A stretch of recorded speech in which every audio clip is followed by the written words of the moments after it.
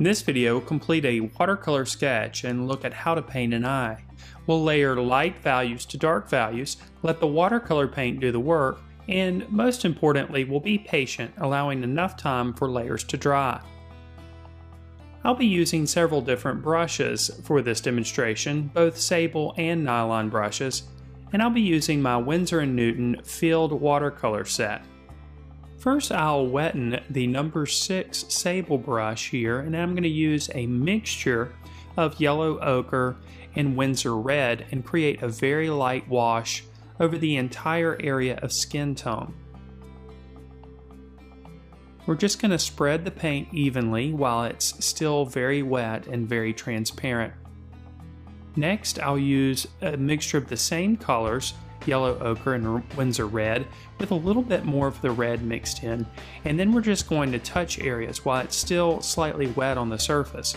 This technique is known as wet on wet, and it will allow the paint to spread out and move based on how the water will move on the surface. So I'm just touching the surface very gently and allowing those colors to bleed into one another. What we're doing here is we're establishing some undertones that will show through in the final painting. We want to be careful that we don't get too dark with our values here at the start. Progressively throughout the painting, we're going to develop the darker values. After we have allowed a bit of time for this to dry, we're going to go back with the same mixture of colors, just this time with a little bit more of the yellow ochre. And we'll just softly and gently pull that color around into different locations. Here's a quick look at the palette that I'm working from. We're going to pull a little bit of burnt umber into that color, which is a darker brown color, and we're going to add that while the surface is still slightly wet. Again, this is a very transparent wash that we're applying, and we're using a lot of water here.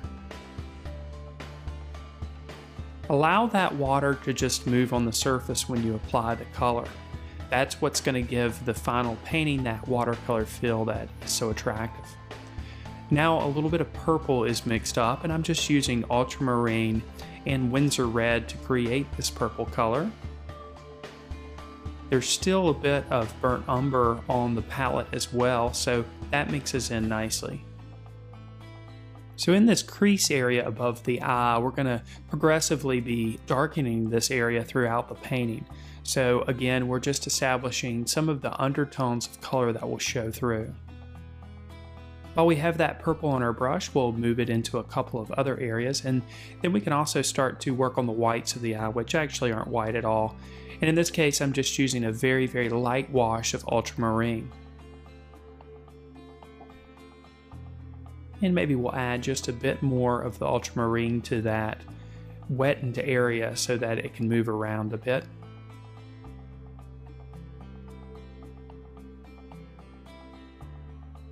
Now with a little bit of the burnt umber, we're going to create a little bit of a shadow underneath the eye. Again, with each wash, the colors that we've added underneath are going to show through, making the color have a little bit more depth. We'll also pull that burnt umber up into the crease above the eye. Next, using a mixture of sap green and ultramarine, we'll establish the base tone for the iris portion of the eye. Here again, a transparent wash is applied and moved around on the surface. While this application is allowed to dry, we'll turn our focus to the tear duct. And the color that's mixed for the tear duct is a mixture of crimson. There's a bit of burnt umber in the mixture, as well as a little bit of yellow ochre. And a very light wash here again is applied, and it appears dark right now, but as it dries it'll slowly get lighter. We'll also pull this color around to a couple of other locations around the eye. Now that our iris portion has had some time to dry, we'll apply our initial application to the pupil. This is a mixture between the burnt umber and the ultramarine to create a more natural black. The color black is actually not used at all in this painting. We'll use that same mixture of burnt umber and ultramarine with just a little bit more ultramarine mixed in to start to establish some of the tones around the outside portion of the iris. sap green is used closer to the area of the pupil, since this iris is blue around the edges and progressively gets more green closer to the center. Now, using a nylon brush while this area is still partially wet, I'm going to pull out a few lines extending out from the pupil portion of the eye. We'll go back to the crease above the eye now with a bit more burnt umber. The nylon brush here gives me a bit more control, so as we progress in the painting, we start to add details. I'll switch brushes according to what the desired effect is. In this case, I'm wanting to get more precise with my marks, so I've switched over to a smaller round nylon brush. We'll go back to the pupil again with that mixture of ultramarine and burnt umber and darken it up a bit. And we'll put another application of that color around the edges of the iris as well, with just a bit more of the ultramarine dominating the mixture.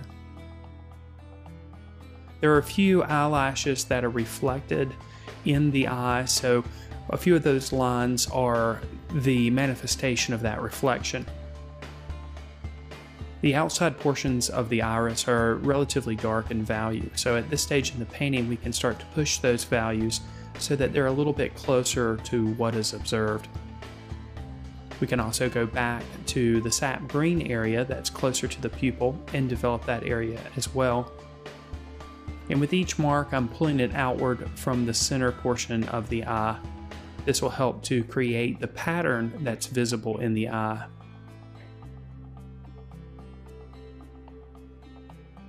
We'll continue to work those colors and values, progressively getting darker with them. We'll progressively add darker layers of color over the top of what we already have on the surface. Here, a bit more shadow from those eyelashes is added, and we're going to use a bit of that ultramarine to create a little bit more of a shadow on the eyeball that's created from the upper eyelid. We'll pull that color into other portions of the painting as well, including the tear duct.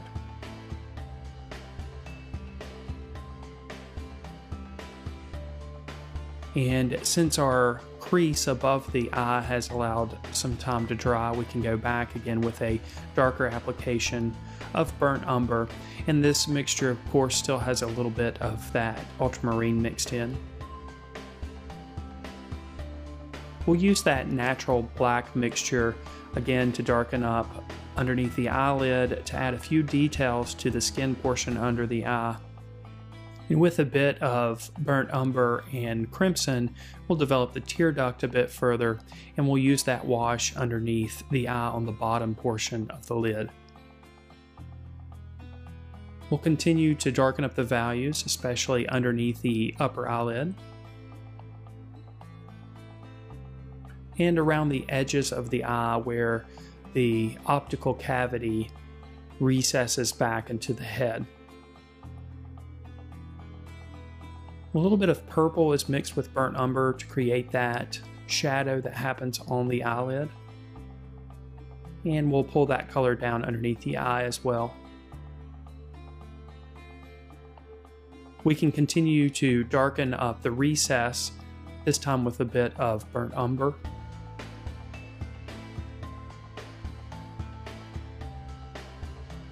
And again, we'll revisit the shadow on the iris portion of the eye and darken up some of the values around it. Our ultimate goal here is to have a full range of value in the painting. This means that we're going to have the dark darks, the light lights, and all the values in between. This is why it's important to push the darker values.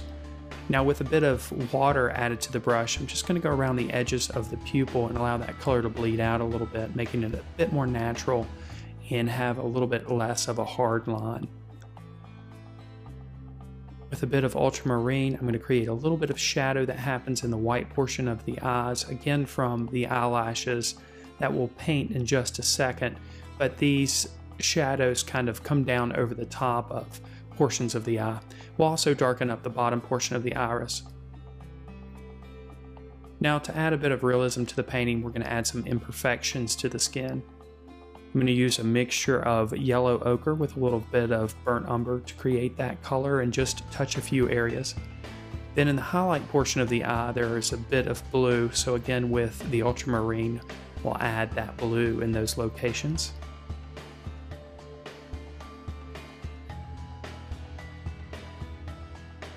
Now at this point we're ready to tackle the eyelashes, and we're just going to create check marks that kind of go down and back up, kind of a smooth rolling pull out from the upper portion of the eyelid. And we're going to use a mixture again of ultramarine and burnt umber to create that natural black. We're going to use the paint a little bit more full bodied here, so there's less water in the brush. The trick is to create a mixture so that there's enough paint on the brush to create a strong mark, but enough water so that it's easy to pull out and create a line. For the eyelashes on the bottom portion of the eye, we're going to pull it up and out and then downward. So it's almost like an inverse curved check mark. The more irregular you can make these lines, the more natural the eyelashes will appear. Now we're ready to tackle the eyebrow. Again, we're going to use a mixture of burnt umber with a bit of ultramarine to darken the value. And we're just going to pull lines outward just as the hair would grow out from the forehead. We want to create a variety of different marks here as well, and we want to allow some of the skin to show through the marks that we create.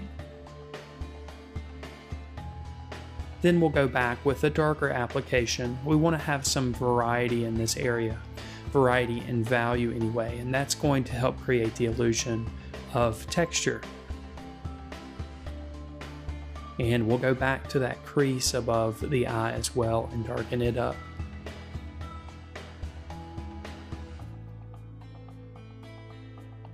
We can also do a little bit more additional work to the eyelashes here.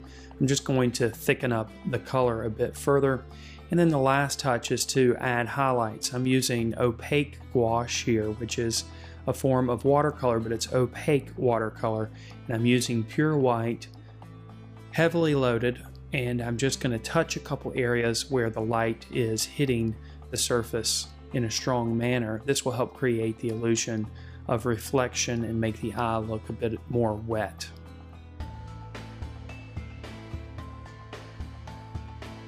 And that completes our watercolor sketch. I hope you found this video to be helpful.